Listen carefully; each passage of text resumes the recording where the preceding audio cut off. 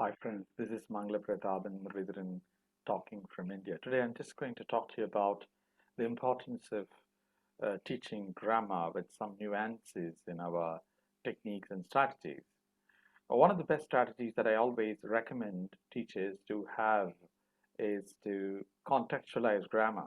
In case you're going to teach past simple tense, then you tell them when to use past simple tense, and you might possibly provide an excerpt from history, or you could give a kind of an incidental narrative that you have come across about folk tales or legends or mythologies, etc., and then try to point out how these were narrated in simple past tense and why is it so important for everybody to understand the uses of simple past tense.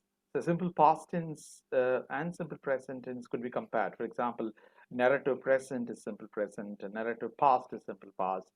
Then you can also think about past perfect. You can bring in past perfect. But remember, for the beginners, you can't do this. You have to go slow and you have to go one by one, and you need to provide several examples.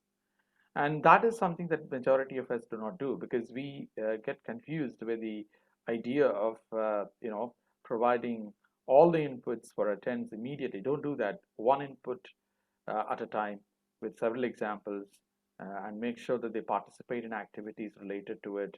Create grammar activities. For example, group story composition. Everybody has to say one sentence in simple past, and it should be on a thematic. It should create a thematic unity. For example, you say it should be a short story, or it could be a tale about you know um, an animal. So it could be the lion um, and his dominance in a wild forest. If this is a theme that you're going to give, and you could ask everybody to say one sentence, in simple past tense. So everybody uses it, and finally you say how you could thematically, um, you know, bring together everything, and you try to alter here and there, and also teach them how causative devices are used, etc. So this is one technique that I would suggest you to think about it. So contextualizing it, creating a grammar activity, and making sure that everybody participates in. Second, what sort of nuances are we supposed to do? Like we can also compare the use of simple past with the past perfect, and past perfect here does not refer to a definite period of time. It does refer to uh, uh, uh, a distant past. So that is something that I believe that we have to really emphasize. And grammar is also taught with the help of film clips. So I say film clips are very, very important. So you have documentaries that you can make use of.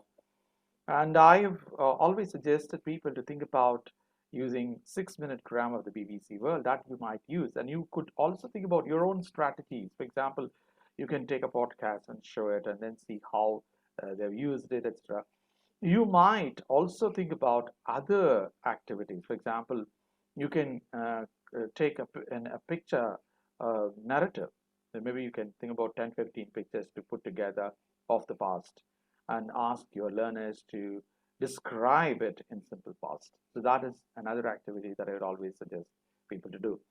And second, you could also say you could give a historical a narrative, a history event, a historical event, and you ask people to think about it, imagine what had happened or what happened, and ask them to write it.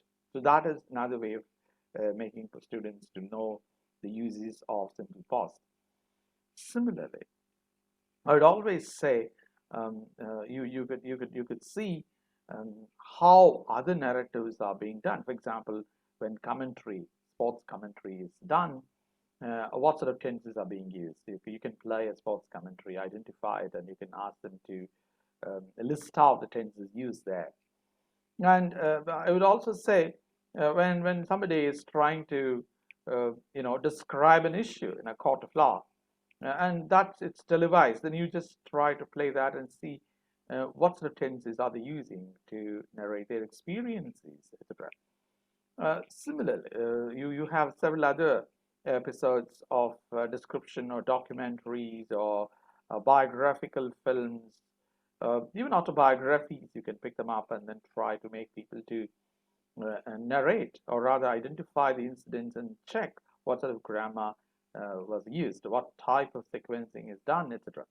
So these are some of the strategies that I tend to really recommend teachers to make use of. Well, sometimes teachers find it very difficult to handle mixed ability classrooms where you have like students with higher competency, students with lower competency, students with mediocre competency, and you can't make sure that everybody learns everything properly. So what is it going to happen in this case? It's very simple. Have a handout, list out all that you're going to say, and then maybe what you can do is you can promote group learning or pair learning.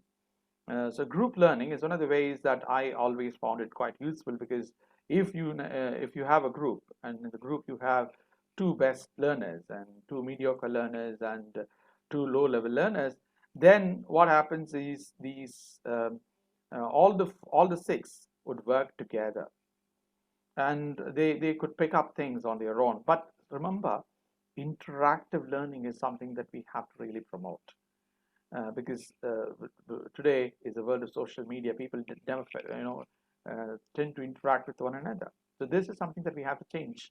If people don't interact much, then they don't really have good knowledge on body language or social skills and basics of social etiquettes, manners. All these will be lost.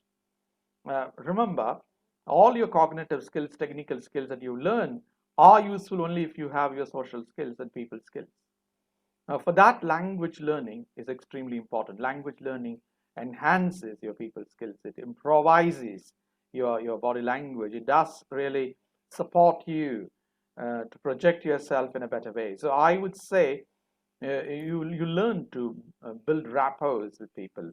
You create good vibes around people by being socially nice to them, and you understand how to go about a thing or how to say something, etc.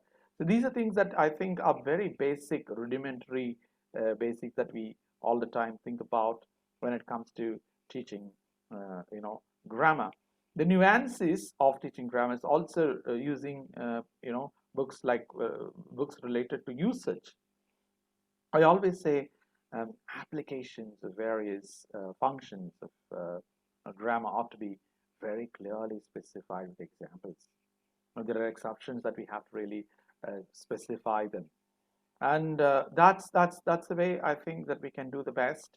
And I'm sure some of you may have more ideas. If you have more ideas, try to reach me out. We will think about it. Well, I'll try to come up with another video about it, right?